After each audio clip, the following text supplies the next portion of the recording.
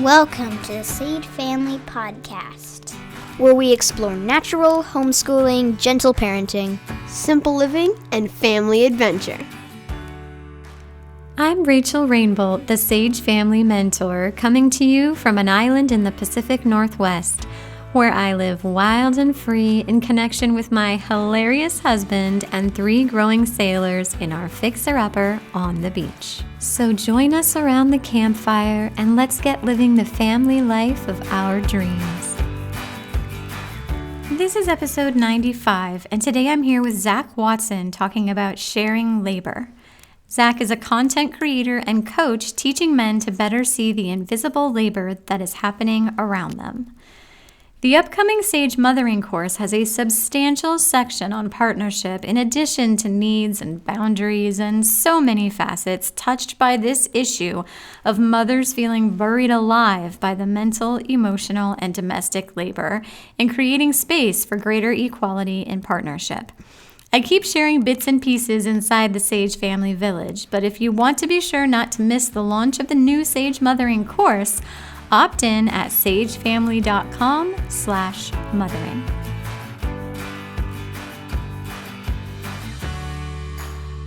Okay, our last episode was a thrilling conversation with Rose Hackman on emotional labor, and today we are going to build on that with the male perspective from a husband and father who is making big waves with his fun videos, inviting men to own more of this space.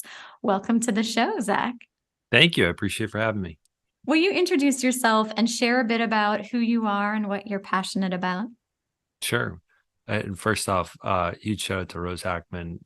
Emotional Labor, that book significantly changed my understanding of emotional labor. And since about July, I've been getting to know her much better, and we're pretty good friends. So feel free to reference any of our work throughout to create some continuity. But to your question, so my name is Zach. I call myself a recovering man-child. I started making videos on TikTok a couple of years ago, and I now am sort of I'm a invisible labor educator for men, after sharing quite a bit about my understanding and examples of where I've been adding mental load for my partner. A lot of people have resonated with it. A lot of people have seen them. A lot of guys have seen themselves. A lot of women have seen their partners in it. And I'm trying to create a more palatable message for a lot of guys that are defensive, and which was me, not that long ago. And so, yeah, I put out educational content. I'm a coach. I have been working with guys now.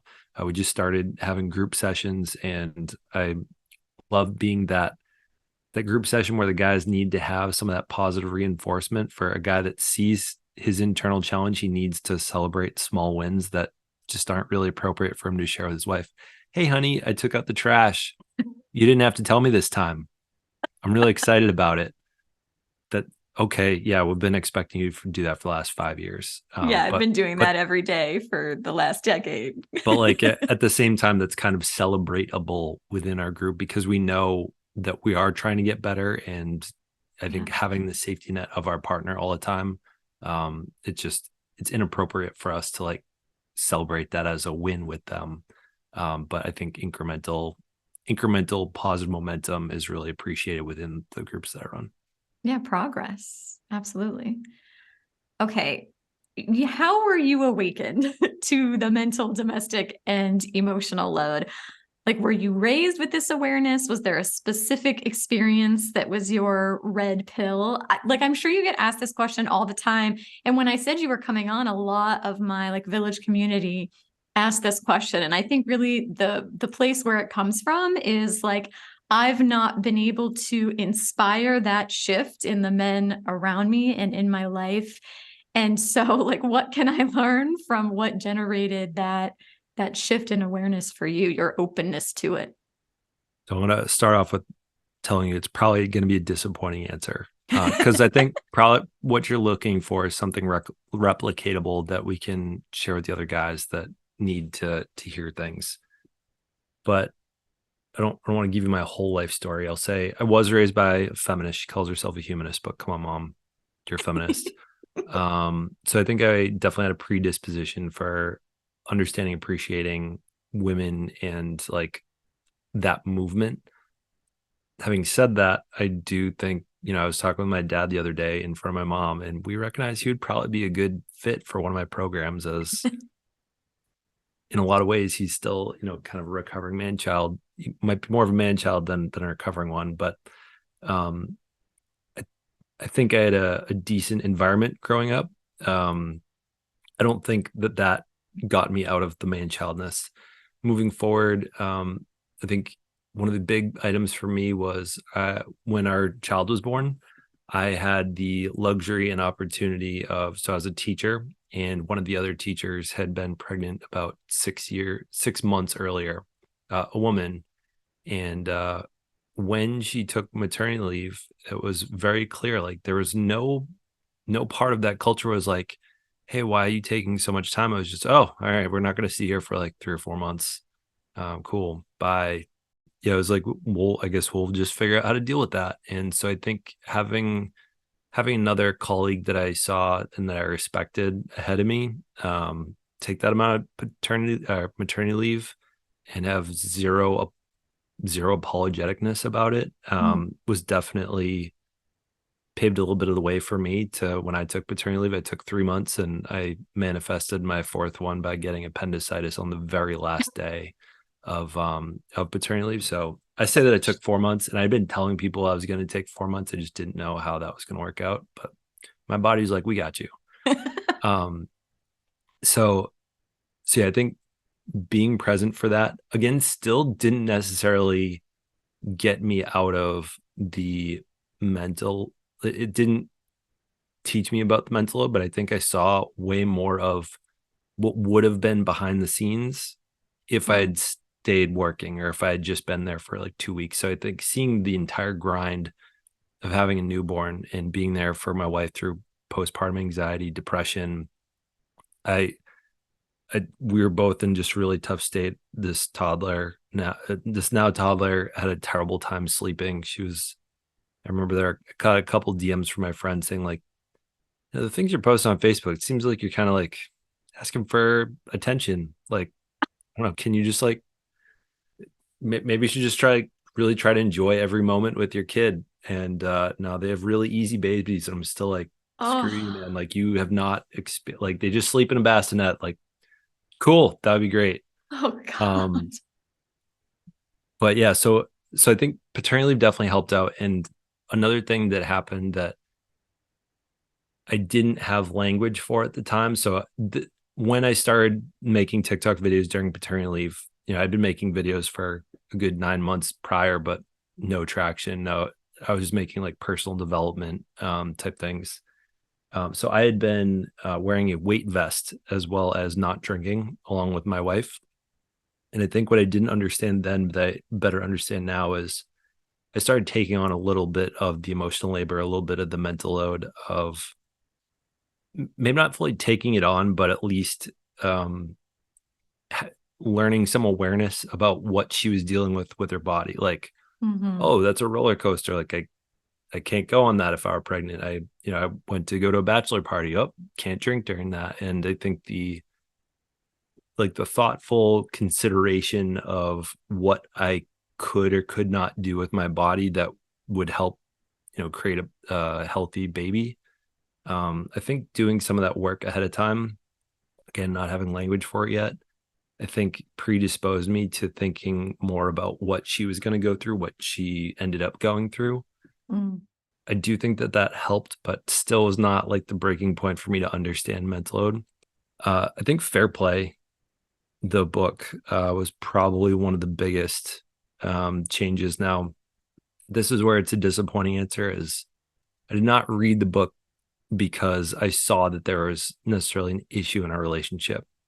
At that point, I probably had about 80,000 followers on TikTok, and it's like growing friendships with a couple other people that appreciate what I was talking about, which at the time was not about mental load. It was just about me trying to be a more equitable partner.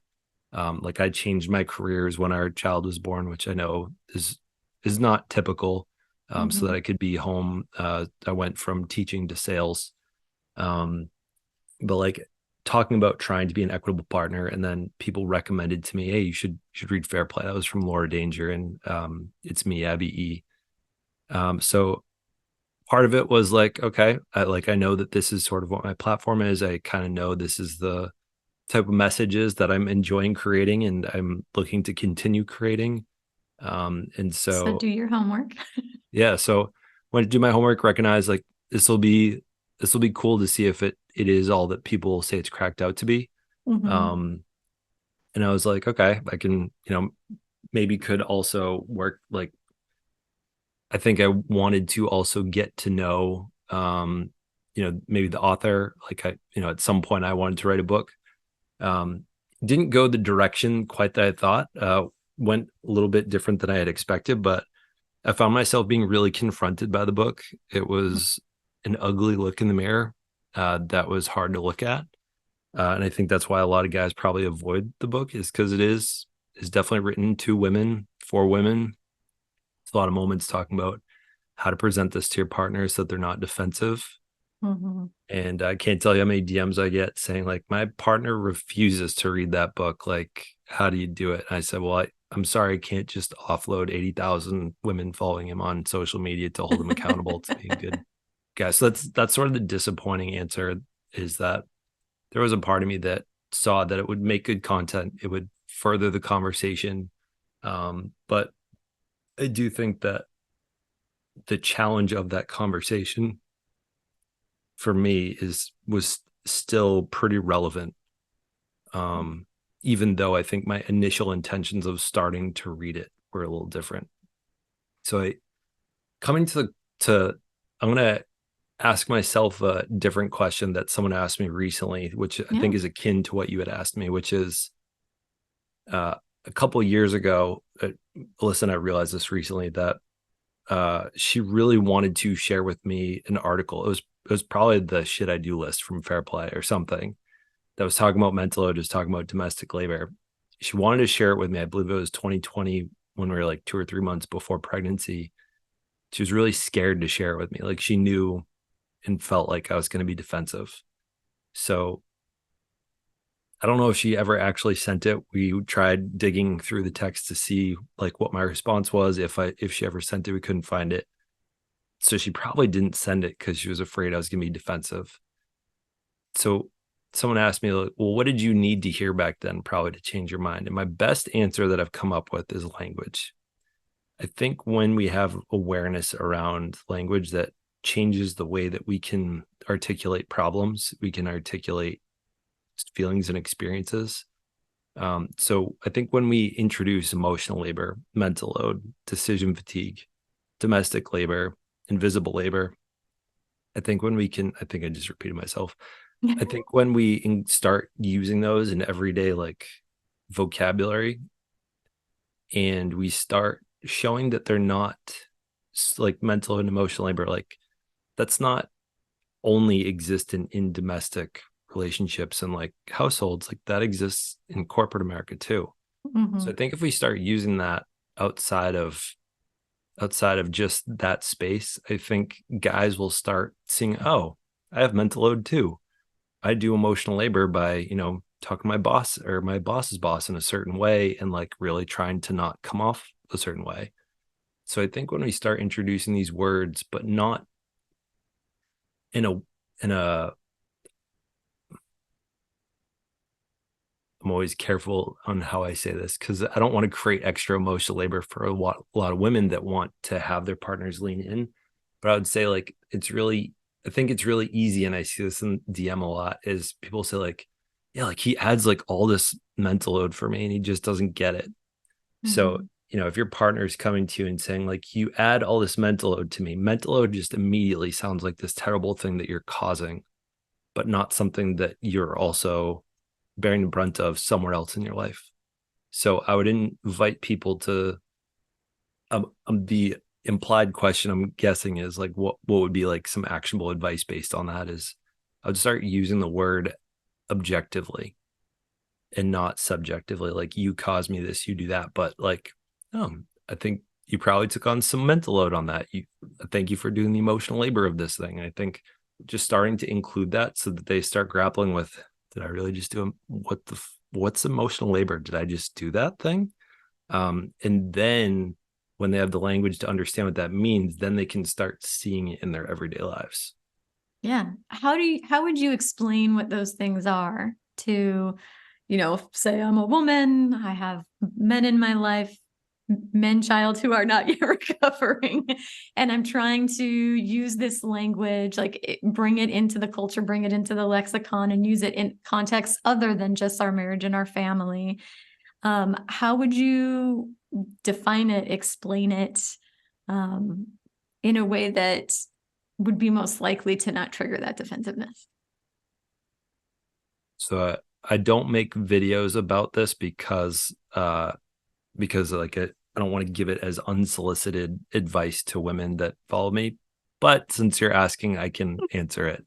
I would say if if they're venting about their day, like, oh man, like they threw this extra thing on me. I only had 2 days to do it. Normally I have at least a week. Wow, looks like they add a lot of mental load to your plate. Man, I was talking to my boss today, and he was talking about he might have to pink slip some people. So I was being really careful about the way I talked to him. And I realized that Johnny's probably going to get the chop. So I was being really careful about what I was saying around him. Wow, looks like you did some significant emotional labor in like managing the relationship with your friend. So I think pointing to the things that they're probably already doing and labeling it as mental load, emotional labor, maybe even invisible labor and/or decision fatigue. Yeah, like if they've done a lot of work and they're not being recognized for it, it's like, oh man, that invisible labor Yeah, you can do a lot of feel invisible brutal. labor. Yeah. Yeah. Yeah. Yeah. I think that's great. I love those examples. I actually, like, in the realm of parenting, which is what I talk about a lot. Um, we talk about how like gentle parenting is not actually parenting. It's just like human connection. And so I love that you're bringing that into this realm as well, that like, this is just about how we relate to other humans and how we work together toward like shared goals and intentions. And it's really using a strength-based lens because they are already doing this in other spheres. If their boss says, hey, we need to get a meeting with that client, they're not going to say, okay, what time should I schedule it for? Well, when am I available? What materials will I need for that meeting? Right? Like they're not going to say that to their boss. They're going to anticipate all of the needs of all of the people who need to attend that meeting and just manage all of that mental load. So even I think when we call it like the domestic load, which refers to the things in the household, that just knowing that all of those things, all that labor does exist in other contexts and they're able to do it successfully really is empowering. Yeah, I made a video like 6 months ago saying if you're in sales, you have no excuse for not understanding mental load and or emotional labor because of the way that we talk to our customers. And if you are in marketing, you have zero excuse for understanding decision fatigue because the whole goal is to get someone to your product in less clicks, which creates decision fatigue. Yes, absolutely. Okay, what are some examples you can share with us of the mental, domestic, emotional load in the household, in the family that are sort of like frequent, common things that come up, like in the people that you work with and maybe even in your own experience? What are some examples that have been illustrative? Sure. I'll start with two that became present. So my wife took 6 days away went on a I guess I call it a retreat / personal development experience. And in that time I was like, oh boy, we're about to find out what things she does that I am totally unaware of.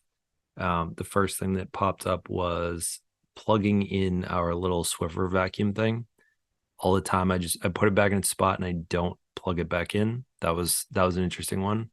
Another one was realizing, we feed our cats wet food throughout the day, and refilling their dry food and or refilling their little cup of water, which they usually just drink out of the dog bowl. A couple of days in, I was like, oh, that's empty. I never noticed that it doesn't get empty. It's just totally invisible to me. One that got brought up the other day, which I thought was interesting for parents, is one of the guys was talking about what was it, birthday invitations. So a lot of the moms are friends with the other moms, and it was not on his radar at all that there was a party on Saturday. And part of it's like he he and I probably would agree with them that he thought it would be creepy if he was going up and like trying to get the phone numbers and emails of other moms on the playground. So one of the recommendations I constantly am recommending and I hold my clients accountable to is having weekly meetings.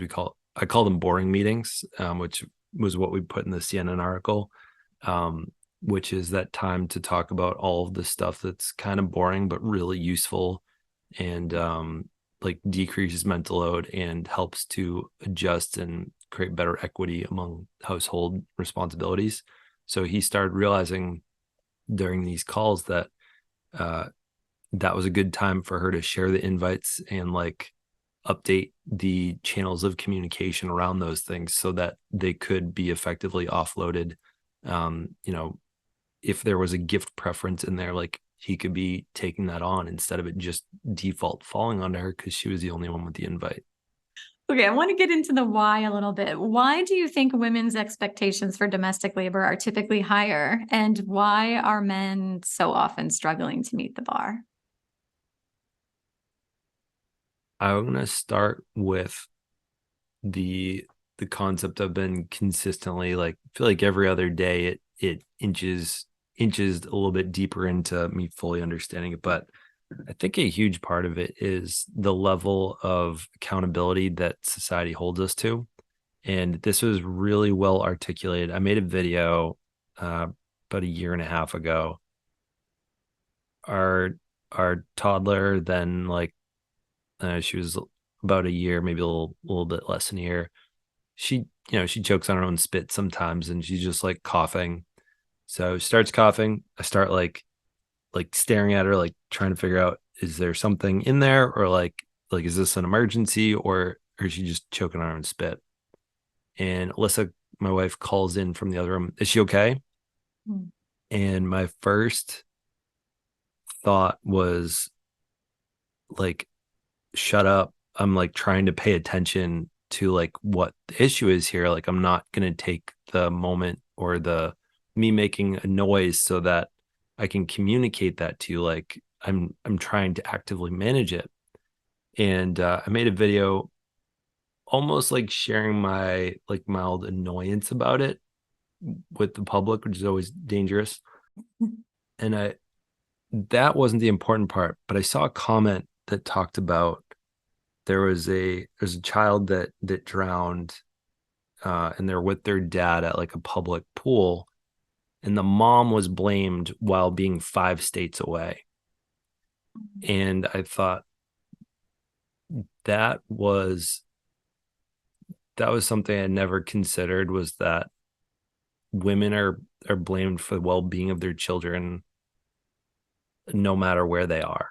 Like, wow, you didn't train your husband well enough to make sure that your kid didn't drown. Like, so I think when I heard that example, and like they were kind of justifying like the reason she probably jumped to it, not necessarily because she didn't see that you were capable of it, but more so because that's an immediate, obviously like a fear for any parent, but at the same time, like she could easily get blamed for if your kid's choking, even if you're right there. Yeah.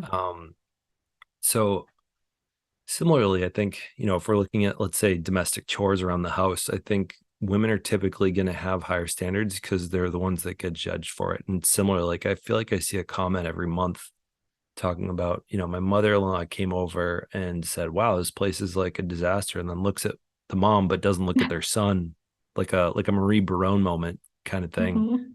Mhm. And then pats their son that, oh, you're such a good dad. And so that I think is one part, is because of that judgment from society that we need to consistently keep changing. And like, I think we need to, if we ever have a comment about the cleanliness of a house, that we're looking at dad too, that we're not just calling out mom. Not that most people do that, but we need to change the way that we go about critiquing things if we were to. Yeah. And And I then think men can have a really powerful role in that if mom comes over and says, man, the house is a mess, the son can say, like, we shared the load of cleaning the house and our plate has been full right now, or whatever it is. In terms of like how we change that, how we shift that, it's like, it feels like a big problem. Like, how do you change, like, how do you end patriarchy? Those are big things, but like, we can make those shifts, like one interaction at a time, one comment at a time, one reply at a time. Like, that can make a difference, especially coming from a man. Because if the wife says that, it almost like just makes it seem, oh, now she's like nagging and blaming, or, like it. Whereas if it comes from the man, everyone seems to like receive it and accept it. Yeah. Like, he is choosing to step up and take that space. Yeah. And I think the flip side of that, I think the reason we see a lot of guys, like, there was a video that I was referencing the other day. I couldn't find it, but the guy had volunteered that their family was going to come over for, it was like Thanksgiving or Easter or something. And the mom was venting about it, and she's like, you know what, it's not actually a problem. Like, I can get this place cleaned up pretty quick. It's not that bad. And the second part was like, he said he'd help out. Great. I'm happy to do that, even if my mother-in-law wants things super, super clean to enjoy the time there. The problem, and then she changes the camera over and sees him leaf blowing outside. And the reason that I think a lot of us see that as ridiculous is because people are not looking at the lawn outside when they're about to eat indoors. Is that if you think about, okay, so if women are held accountable for the cleanliness of the house, the well-being of the children, what are men typically accountable for? And a huge part of that is like how the outdoor looks. Is the lawn mowed? Is it out of control? That's why we see and hear about guys having company coming over in 5 hours and they're chopping down limbs off of a tree in the front yard because that's what they think they're about to be judged for when people come over. And furthermore, I think the other spot is like, we feel judged for the amount of income that we bring in. So we're hyper focused on the things that we anticipate we're going to receive judgment for, more so than what we directly recognize benefits the whole family unit. So I guess this might, yeah, we're 45 minutes into the podcast. Not as many people are going to hear this part. I feel like in both ways, we might both be a little bit selfish in that we're really concerned out of fear about the thing we're going to be judged for. Like, I think a lot of women maybe probably don't need to have the same high level of standard for the amount that is actually needed, but their fear of judgment. And, same for guys, like operating out of fear, out of societal norms and punishment by shame, more so than like what has like reasonable utility. I agree with you. And I'm going to push back a little bit and say that I think a lot of that is anticipation of needs, because the women tend to have to do the labor of the consequences of the unmet needs. So like, my husband does love to go outside and use a leaf blower and move those leaves around.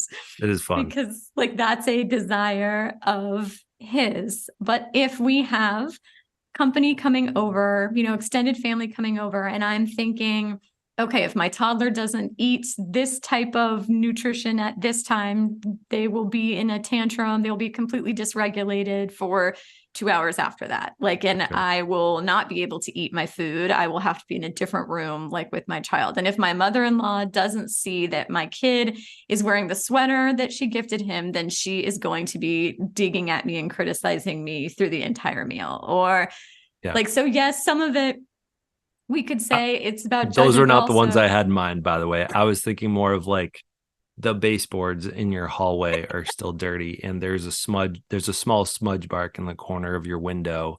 And one thing that we have been working on the past like 24 hours is making sure that the rug is perfectly aligned with the couch, and that, so we had to rearrange our living room to fit all of our family, and we're preparing to host our first Thanksgiving.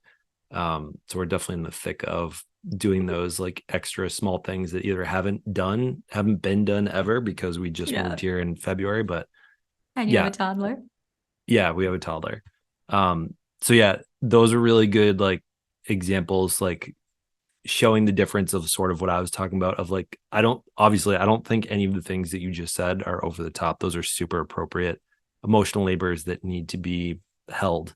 I was talking more about like the cleanliness that it's going to take a very keen eye to notice. Yes. Yes. Yes. Yeah, I think like and sometimes I think we can get stuck in the why.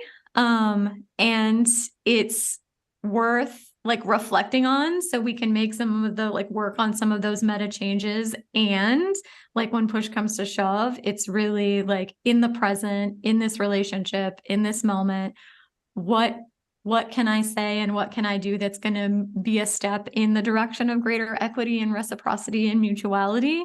And, versus if I say this is a step away from it. I think the understanding that, like, I like to say nothing is neutral. Like you're either stepping toward the thing that matters to you, or you're stepping away from it. And that is very empowering, I find. And that awareness of that power is really important. So yeah, just in those individual moments, those small choice points, like that is where you become the person that you want to be, and you create the family culture that you create, and really the world that you want your children to launch into and live in. Yeah, it's interesting. It creates almost like a black and whiteness of any given moment where you're about to make another choice. Like, do I, when I'm in between meetings today, we're working on getting the house ready for Thursday. Do I go take a look at the list that we created together last week and see if I can knock one of those things out in the next 7 minutes? Or do I eat another Oreo, or both? Yeah. What would the both. person that I want to be do? Like the mother I want to be, the wife I want to be, the husband I want to be, the man I want to be. What would that person do in this moment? And that sort of decision criteria will steer you right. Mm. Okay, so how can we, like, we've talked a lot about like that defensiveness can be a real barrier to these conversations. Do you have any other strategies, tips for how we can engage in these conversations on an ongoing basis in a way that, really elicits that reciprocal partnership, gets us both on the same side, like you and I, versus the problem of all of this emotional domestic labor being invisible and unvalued, as opposed to like you versus me? What have you seen as being effective there? And the implied question, I think, also, so just you have mostly woman audience, I'm guessing. Two items I'm going to share. One is, again, what I try to really hold my guy clients to is hosting and owning the boring meeting every week. Saying what should be on the agenda. If there's not something clear on the agenda, are there just what's generally on the week that might be not baseline? If there's nothing off baseline, what is on baseline? What are your goals for the week? What do you want to complete? I think the value of having those is, one, a lot of those operational needs are going to get brought up that bring up standards, that bring up what does it look like to have a clean living room when our in-laws come over. Also, there's an opportunity to bring up emotional labor that needs to happen. So I think there are a lot of times when repair needs to happen, or, a tough conversation needs to happen. Like, hey, we had a really terrible reaction yesterday morning. We blew up at each other. Like, can we talk about how that happened and how to, deal with it for the future? So when it comes to, and again, I don't love this because it, creates more emotional labor for women to manage the defensiveness of their partners. But if I wasn't getting this question every other day, then I wouldn't be answering it. So I would say, if you can come from a place of vulnerability and say, look, I've been having a hard time communicating this, it's showing that you're willing to take some ownership on the communication of a need that you're having trouble with. Like, if you want to be having that conversation with them. I do think Fair Play, there's I forget what chapter it is, but talk a little bit about having an intro that sounds something like this, which comes from the book Good Talk, I think it is. Hey, I want to have an open, thoughtful, loving conversation with you around how we can better create equity in the home so that both of us can have more intentional time towards things that matter to us. I mean, you sound stupid to not say no to that.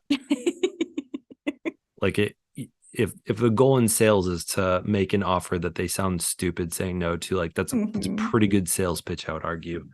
Like who wouldn't want to have an open, honest, like loving conversation around getting more needs met for both of us that you're in a long-term partnership with, that you care about. I think those two, that conversation starter and that tool of having the reoccurring one, I think those can deal ahead of time with emotional labor that ends up happening. If you are consistently getting at each other's throats by 5 p.m. because you're both stressed out about X, Y, and Z, bring that up in the next week's board meeting. Hey, I noticed every day at 5 p.m. like we both want to sit on the couch and chill, and it's not working because we fight over who's going to cook dinner. What if we switched off? What if this is my week, this is your week? I think there's a huge value in not the doing of the work, but the expectations of who's doing the work. I don't mind that much. So I own the dishes completely in our house. She doesn't do any of them. She throws the dirty stuff in that direction or leaves it on the countertops, and that's my responsibility. It's less total work for me than it was when we used to share it, but not know who owned it. So back when, we were at our previous apartment, we had less countertops and less total dishes because we were, still mostly feeding milk. That's not accurate, but whatever.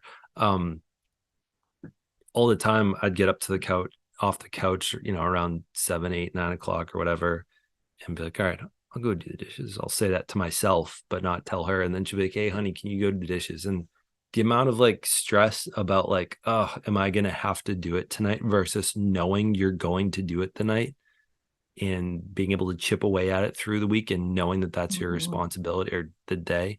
I think it's like crazy how much less work it feels like because the expectation was set appropriately. So if you can be owning things and they can be owning things that they completely know about, yeah, it might suck in the first like couple days, couple weeks, but like they just get used to it. Like think about all the hard things that we do that used to be really hard that they're just part of your everyday. Yeah, and that's a great point to highlight about fully owning the wholeness of a task that you pick up as your own. I think a lot of couples find themselves in the dynamic where the man believes that they are helping a lot because they jump in for the action step. But owning the task, like thinking about it, anticipating all the needs around it, the supplies for it, the scheduling of it all, that load is still being carried and juggled, mentally by the woman in the dynamic. And on the woman's end, if our partner owns a task, like we need to lean back and not criticize it and not judge it and not meddle with it and say it should be done differently, like to fully lean back and let our partner own that. I find one of the keys to success with that in couples is to, when you make the full list of all of the responsibilities that are happening and you each choose the things, to make sure that you are giving up tasks that you can actually let go of. Your ability to function depends on this thing being done. Do it yourself, and vice versa. Like if the husband needs his suits pressed, like to be able to leave in the morning, and like then that should be your task that you own. Mm-hmm. Yeah, I like that. And I think along with those boring meetings, like that's a great place to discover and talk about what is the minimum standard of care that you want to have for each and every one of those things. Like when we first handed off me owning the dishes, I was doing 80% of it. Maybe I'd say probably 1 or 2 days out of the week, Alyssa was doing it. But part of the handing off of it was describing, what does a finished job look like? I started out by making a list of what I thought that looked like. I showed it to her. She agreed and said, "Can I add something here?" And then we talked together about, okay, yeah, emptying the leftover food that's in the little basket in the bottom of the sink. That's appropriate. Wiping down all the surfaces with the Lysol wipe. Don't love that one, but I can do it. It's only an added maybe 30, 40 seconds of the routine. So having those conversations, and like, not even necessarily something that you can let go of, but something that you can come to a combined conclusion on in terms of what an appropriate standard of care is. Yeah, absolutely. Those agreements are something that, like, that minimum standard of care is something that we talk about in parenting a lot too, in the sense that you have to each let your partner fully own their relationship with their child. It's not something that you can control. It's not something that really you even get to curate. Like, that is theirs to own. And there's a minimum standard of care that you collaborate and negotiate on. For example, like, we don't hit children ever. Like, that's a boundary. We will never cross it. Like, so I can let go of how the specifics play out in your relationship with the child, because like, we have this minimum agreed upon standard of care. And of course, ours is a lot, built up a lot higher than that, but it's just a really quick, easy example of how, like, we already do that in other contexts. Even if we're not aware of it, we do tend to like collaborate and negotiate into agreement on minimum standards of care in other areas. Okay, one thing that I wanted to get to with you is about ADHD. You are open about having ADHD. So I would love for you to share any particular challenges you feel it presents in this area, and any strategies, perspectives, or hacks for overcoming them.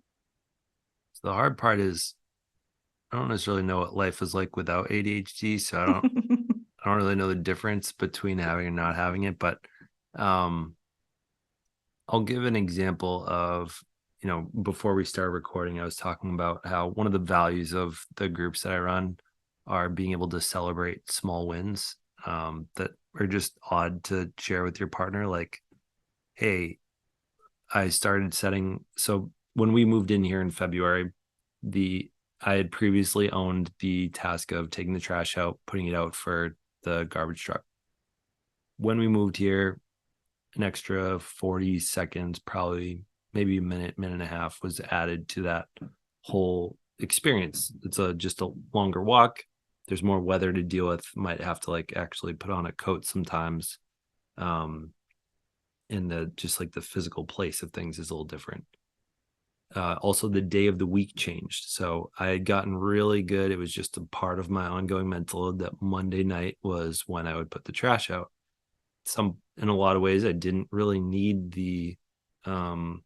I didn't need the alarm going off my phone. Oftentimes I would hear a neighbor that was like clockwork. I would hear it, like, because I'd typically be sitting down my desk, like, oh, all right, in the next 10 minutes, I'm going to go do that.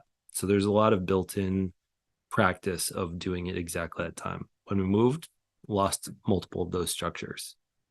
It took, I'm going to say 3-4 weeks, I think, for me to not only own it, but not have Alyssa say, "Hey, did you take the trash out?" I think she reminded me probably the first month, maybe even more. One part of it was in my head, like, oh, we've moved to a new place. Like, we haven't redefined who owns what.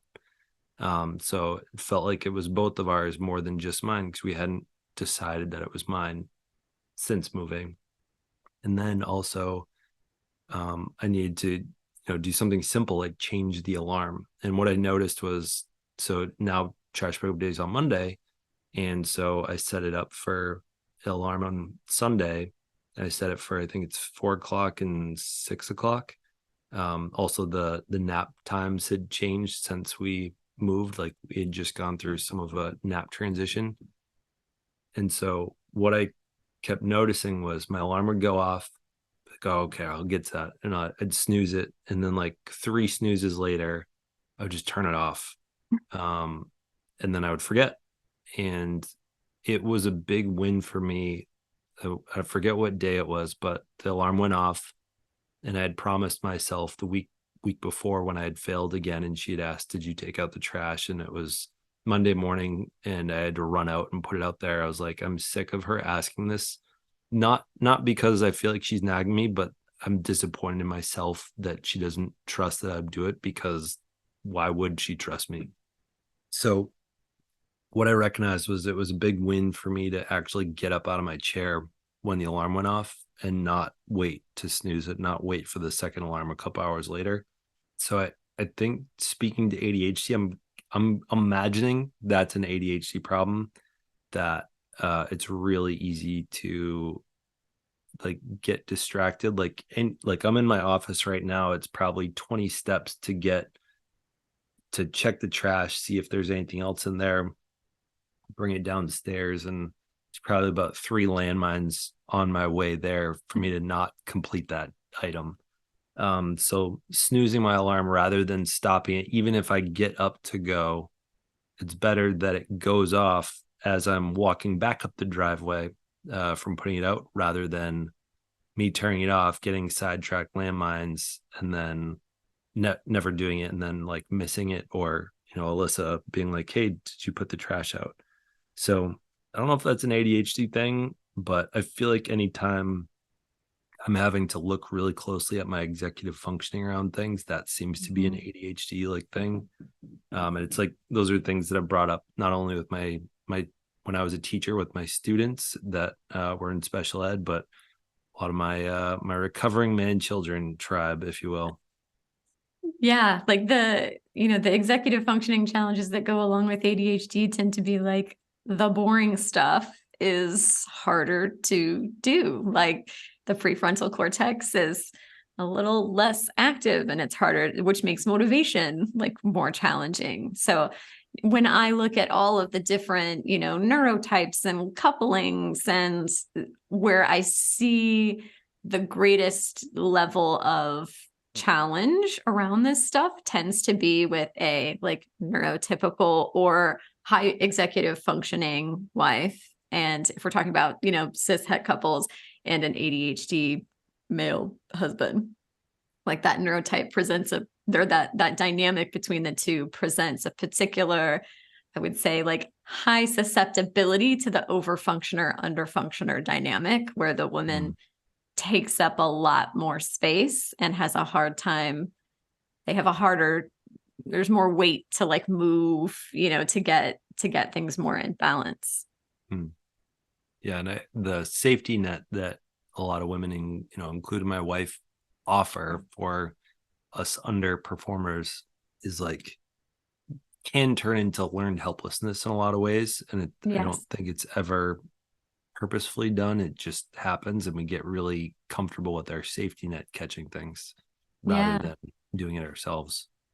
Yeah, learned helplessness, and that can even go farther into like weaponized incompetence. And I'm curious what you think about weaponized incompetence, because sometimes I debate whether all weaponized incompetence is on purpose. I know that I've had a moment or two, I'm pretty sure in my life, I didn't have the words back then for it, but I think there have been moments where I've underdone a task and be like, she won't ask me this again.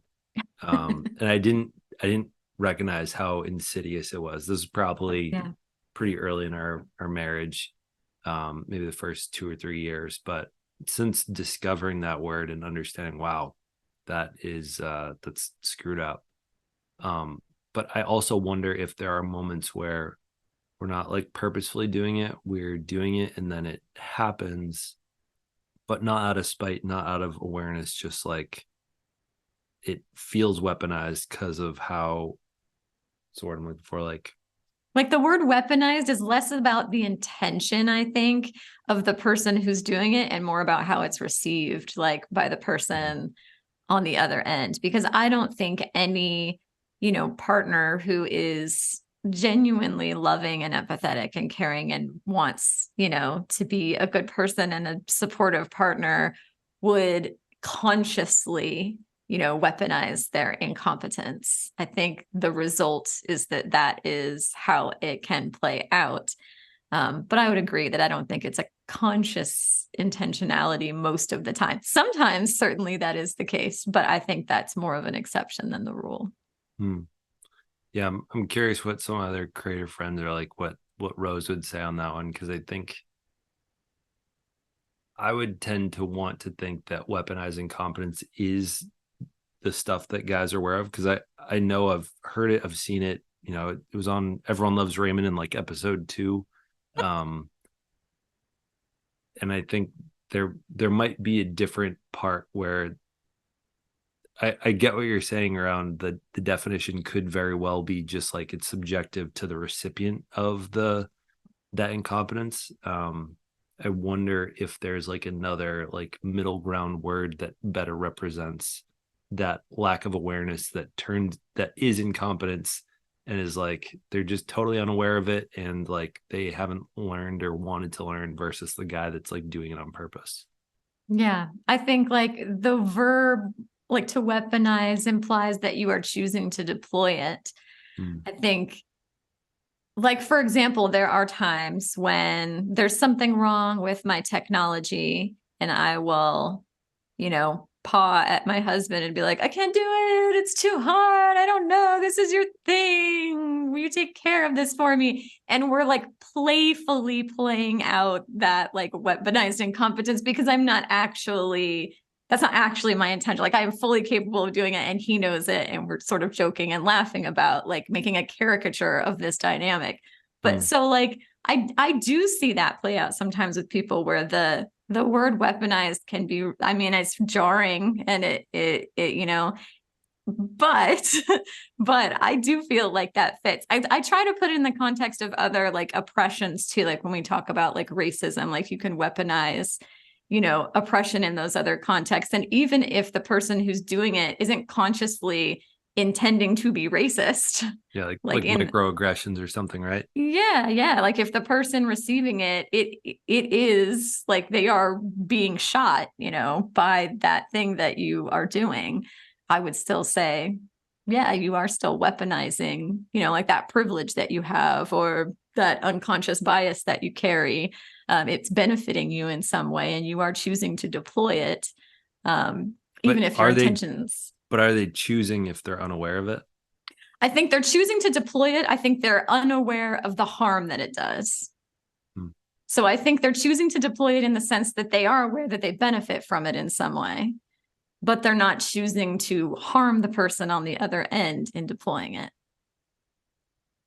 All right, now I gotta write down this content idea, because now I want to really make a video that's like showing like a Venn diagram of like, how did people see their definition of weaponized incompetence? Does it include, is it both aware actions and unaware actions, or is there actually a separate word for the two? It's a great question. I am so open to exploring that more and learning more about it, because that's just my experience of it professionally and personally, but I've certainly not done, a deep dive on the specific, like where the line between learned helplessness and weaponized incompetence, like where exactly is that line? I wonder if somebody has really dove deep on that. Someone must have. I mean, we need to talk to Rose. Laura or Eve or someone. Yeah, yes. Someone must have. Okay, the show notes can be found at sagefamily.com/podcast95, where you can also subscribe and get future show notes sent right to your inbox. So what, Zach, are your favorite resources for people to dive deeper into this topic? Dive deeper in the topic. So I know a lot of the questions that you asked me are typically frequently asked questions. How did you become the way that you are? How do you go about solving this? How do you start that conversation? All that is in my Mental Load 101 free PDF. And that's one place. I think if you're looking for books, I would go, my top recommendation is Fair Play by Eve Rodsky. Probably number 2, if you want to understand. So that first one is about, it's identifying the problem, coming up with a solution for like domestic, like mostly within the house, like equity. I would say Rose's book around emotional labor is really good for understanding larger societal norms and issues. I brought this up with her before. I was like, the only sad part about that book is there's not a great solution. It's just like, I don't know if you ever watch John Oliver, but I feel like all the time John Oliver just brings up this like shitstorm of a problem. And you're like, well, what do we do about it? I don't know. It's just a problem. That was one of my questions in my conversation with Rose for the podcast. Like, okay, now what do we do? How do we fix it? I guess the answer would be like start paying for emotional labor where we see it, or like start creating recognition where it's due and acknowledging it. But I know that there's got to be a bigger answer out there than just those like smaller actions. But yeah, so I think those two books I would recommend. Obviously my PDF. If you have questions for me, if you have more than 2 or 3 questions, a good chance at least one of the answers are in there. And follow you on TikTok. Follow me on TikTok. It's Zach Thinkshare. Instagram is real Zach Thinkshare. My account got phished last year. And if people are interested in working with me as a coach, if you go to those platforms, I can give you, Rachel, the link is the Relationship Goals Consult is where I have those initial conversations to see if people are a good fit. Women are absolutely welcome to join. I encourage being joint in that decision. And it's a call for guys to see if they would want to work with me in one of the groups. Excellent. Thank you so much for joining me for this conversation. I know it's a brave conversation.